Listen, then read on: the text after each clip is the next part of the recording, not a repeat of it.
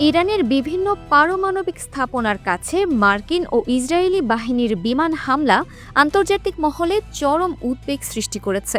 এই হামলার ফলে দেশটিতে বড় ধরনের তেজস্ক্রিয় দুর্ঘটনার ঝুঁকি বাড়ছে, যা একই সাথে ইরানের বিদ্যুৎ ও ইস্পাত শিল্পসহ সামগ্রিক অর্থনীতিকে পঙ্গু করে দিচ্ছে। বিশেষ করে ইস্পাহান ও আহবাজের বিশাল কারখানাগুলো বন্ধ হয়ে যাওয়ায় হাজার হাজার মানুষের কর্মসংস্থান এখন হুমকির মুখে। এমন পরিস্থিতিতে পরমাণু চুক্তি নিয়ে নতুন করে কঠোর অবস্থানে যাচ্ছে ইরান। ইরানে অব্যাহত এই আগ্রাসনের জেরে দেশটির রাজনীতিবিদরা সাফ জানিয়েছেন, পরমাণু অস্ত্র বিস্তার রোধ চুক্তি বা এনপিটি বর্তমানে ইরানের জন্য অর্থহীন হয়ে পড়েছে। জাতীয় নিরাপত্তা কমিশনের মুখপাত্র ইব্রাহিম রেজাই অভিযোগ করেছেন, এই চুক্তি ইরানকে কোনো সুরক্ষা দিতে পারেনি। ফলে ইরানের পার্লামেন্টে এনপিটি থেকে নাম প্রত্যাহারের একটি বিশেষ বিল উত্থাপন করা হয়েছে। এই বিল পাশ হলে ইরান আর কোনো আন্তর্জাতিক পরমাণু বিধিনিষেধের তোয়াক্কা করবে না।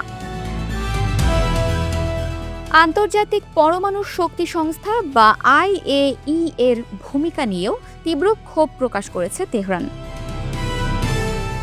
সংস্থাটির প্রধান রাফায়েল গ্রোসিকে ইরানের ওপর চলমান আগ্রাসনের অংশীদার হিসেবে আখ্যায়িত করেছেন দেশটির শীর্ষ কর্মকর্তারা। তাদের দাবি, গ্রোসির রাজনৈতিক উদ্দেশ্য প্রণোদিত রিপোর্ট শত্রুদের ইরানি পরমাণু স্থাপনায় হামলা চালাতে উৎসাহিত করছে।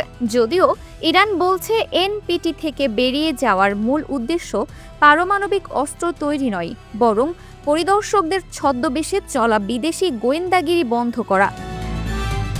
তবে এই সিদ্ধান্ত পুরো অঞ্চলকে পারমাণবিক যুদ্ধের দিকে ঠেলে দিতে পারে বলে আশঙ্কা করা হচ্ছে। Dinajpur TV, multimedia desk.